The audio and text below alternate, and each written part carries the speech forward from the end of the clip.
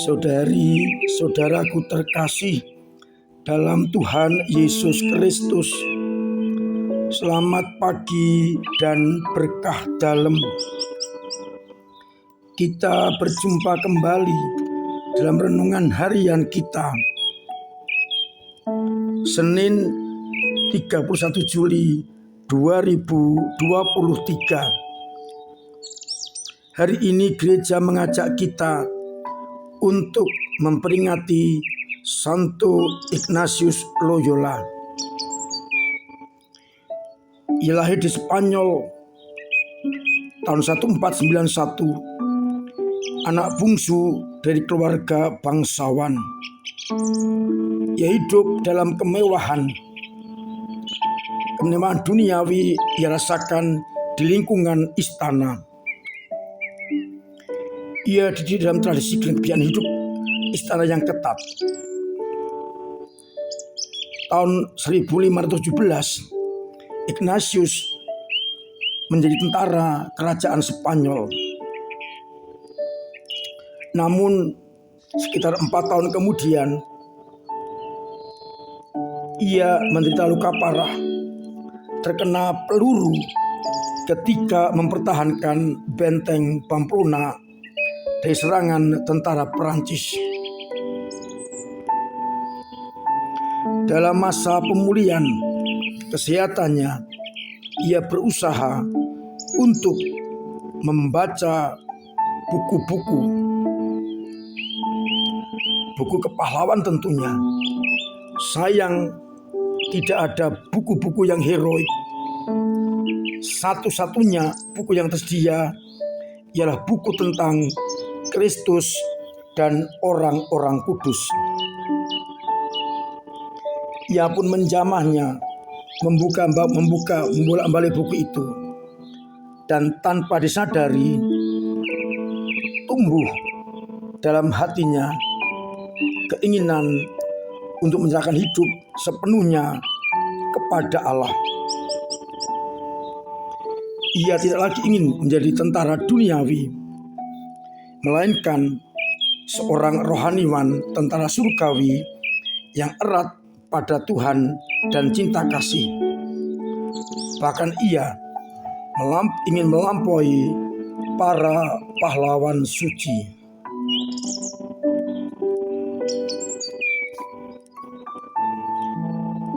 Pada tahun 1522,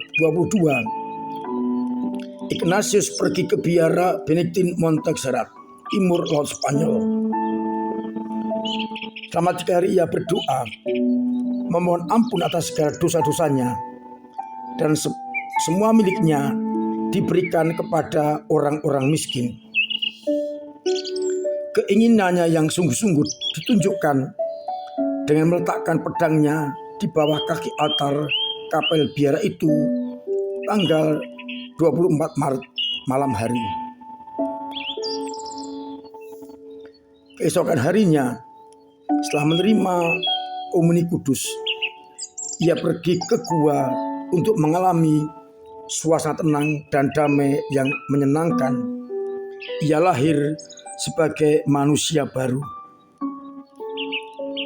Ia banyak berdoa, meditasi, dan diberikan kepadanya pemahaman baru tentang kehidupan rohani. Pengalaman ini diabadikan dalam bukunya yang berjudul Latihan Rohani, yang sampai sekarang masih relevan untuk dipakai. Ia bermaksud untuk mempertobatkan orang-orang agar beralih kepada Kristus. Tahun 1524, ia semakin menyadari bahwa tugasnya adalah menjadi pelayan Tuhan. Maka ia semakin mempelajari ilmu pengetahuan agar semakin mampu untuk melayani orang-orang yang ingin mencari Tuhan.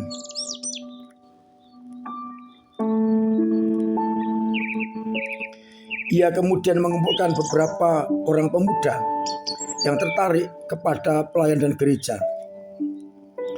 Pemuda-pemuda itu menjadi pengikutnya yang pertama, yakni Beato Petrus Faber, Santo Franciscus Xaverius, Diego Lainez, Simon Rodriguez, Alonso Salmeron, dan Nicolas Bobadilla. Kelompok inilah yang kemudian mengucapkan kaul menjadi cikal bakal Serikat Yesus. Diucapkannya di Kapel Biara Benediktin di Montmartre. Mereka juga selain mengirimkan ketiga kaul, ia menjalankan misi di Tanah Suci. Ignatius sendiri tanggal 24 Juni 1537 ditabiskan menjadi seorang imam.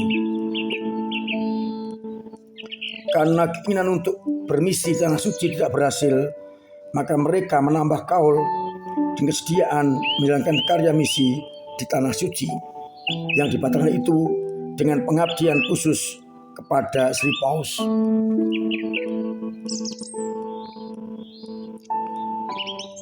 Akhirnya dengan berbagai macam usaha, dengan semboyan Ad Mariam Dei Gloriam, ia mendirikan banyak kolese untuk pendidikan para calon-calon imam.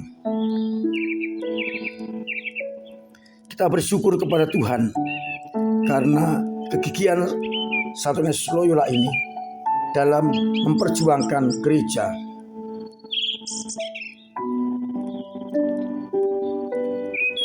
Sambil bersyukur kita merahmat Tuhan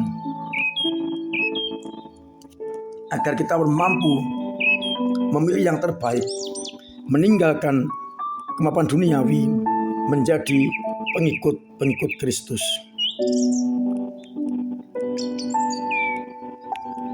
Saudara-saudaraku terkasih,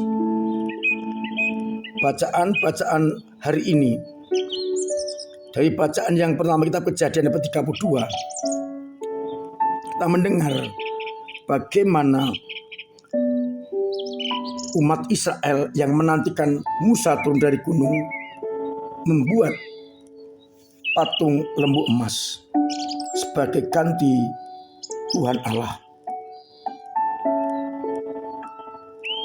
Sedangkan pada bacaan Injil kembali kita mendengarkan perumpamaan biji sawi yang menjadi benih terkecil, namun ketika besar akan tumbuh melebihi saluran yang lain, bahkan burung-burung bisa bersarang di cabang-cabangnya. Saudari-saudaraku terkasih dalam Kristus, umat Israel yang tadi dituntun oleh Allah sampai Gunung Sinai mengkhianati Yahweh. Ketika dirasa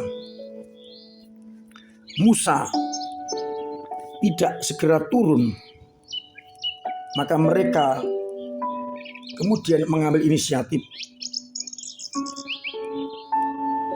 membuat patung lembu emas sebagai ganti Yahweh.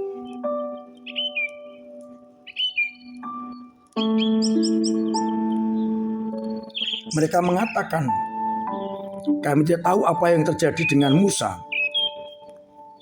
Dan kemudian mereka membuat patung lembu emas.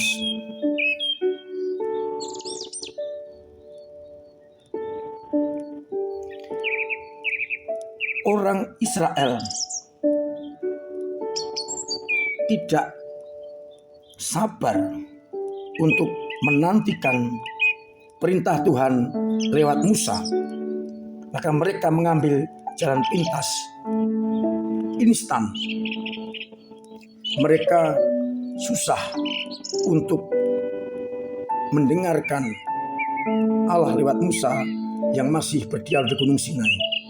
Maka mereka kemudian mengambil keputusan sendiri, mengganti Yahweh dengan patung lembu emas. Demikian pula pada Injil, pertumbuhan biji sawi itu sangat lambat dan tidak diketahui. Kerajaan Allah pun begitu lambat, tapi pasti. Kalau orang tidak siap, tidak sabar, dan kemudian ikut iming-iming duniawi, yang terjadi adalah seperti orang Israel yang mengganti Yahweh dengan patung lembu emas karena mereka tidak sabar dan tidak yakin bahwa kerajaan Allah dalam situasi apapun pasti akan berhasil. Seperti biji sawi, kita tidak tahu kapan tumbuhnya, namun yang pasti ia akan bertumbuh menjadi besar dan tempat bernaung bagi burung-burung.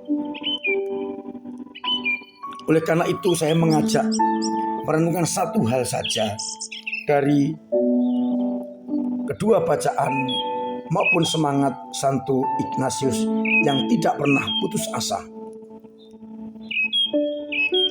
Kerajaan Allah dan cita-cita Allah untuk kebaikan dunia ini seringkali kita memperjuangkannya dan merasa tidak ada hasil. Kita sudah berbuat baik, namun dunia tetap seperti ini, sehingga membuat kita putus asa dan akhirnya berhenti untuk mewartakan kebaikan. Belajar dari orang-orang Israel yang tidak sabar, terus mengambil sikap yang lain. Dan jangan sampai mengambil sikap yang tolol dan bodoh, mengganti Yahweh dengan Allah yang lain. Berhala-berhala dipakai. Kita harus menyadari bahwa kerajaan Allah bukanlah instan, pelan tetapi pasti. Kita harus optimis untuk datangnya kerajaan Allah. Sekalipun nampaknya gagal, kita optimis pasti akan berhasil. Maka jangan pernah untuk pesimis, melainkan optimis bahwa kerajaan Allah akan terjelma di tengah muka bumi ini. Maka mari bersama-sama kita tekun menanti perwujudan kerajaan Allah dengan setia kepada Yahweh dan tidak menggantikan Yahweh dengan Allah-Allah yang lain. Semoga akhirnya kita semua semakin diberkati oleh Tuhan karena kita setia untuk berpegang teguh hanya pada kehendak-Nya. Tuhan memberkati kita sekalian. Amin. Marilah berdoa. Bapa yang penuh kasih, kami bersyukur atas teladan orang kudus dan juga sabda-sabda-Mu yang mengajak kami untuk tetap optimis dan tidak mengganti Allah dengan Allah-Allah yang lain, sehingga kami tetap setia kepada kehendak-Mu. Mampukanlah kami untuk meninggalkan ego-ego kami dan tetap hanya mengikuti kehendak-Mu, sehingga kami tetap setia kepada kehendak-Mu sekalipun nampaknya gagal atau tidak berhasil. Namun kami yakini kerajaan Allah pasti akan menghasilkan buah yang berlimpah-limpah. Berkati umat-Mu yang sakit dengan kesembuhan, yang punya persoalan Engkau urai, yang punya beban berat Engkau ringankan, yang punya persoalan ekonomi Engkau bantu, agar akhirnya mereka tetap setia kepada Engkau dan tidak mengganti Engkau dengan Allah-Allah yang lain. Untuk itu, serta mereka dengan berkat-Mu sendiri, Bapa dan Putra dan Roh Kudus. Amin. Saudari-saudaraku terkasih, tetap saya ingatkan, saya anjurkan, bahkan setengah saya wajibkan agar umat tetap mematuhi protokol kesehatan, agar kita terbebas dari segala mara bahaya. Kita tetap menjaga diri dan orang lain dari segala penyakit. Dan kita tingkatkan kepedulian kepada gereja dengan cara kita masing-masing, dengan doa, tenaga dan dana. Kita dukung gereja. Kita terbuka untuk semua hal yang ada dalam diri kita.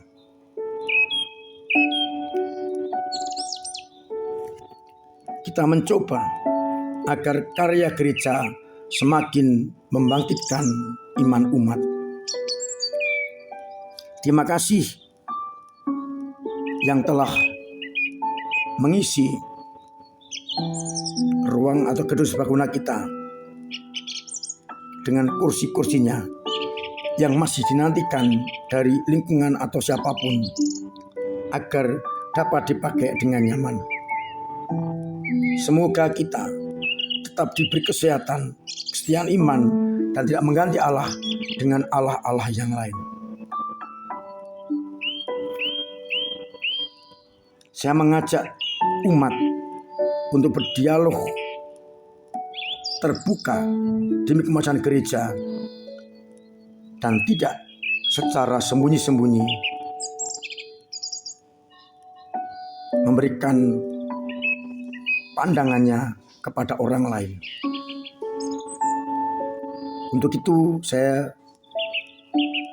menyampaikan selamat pagi, selamat merenungkan, salam sehat, Tuhan memberkati.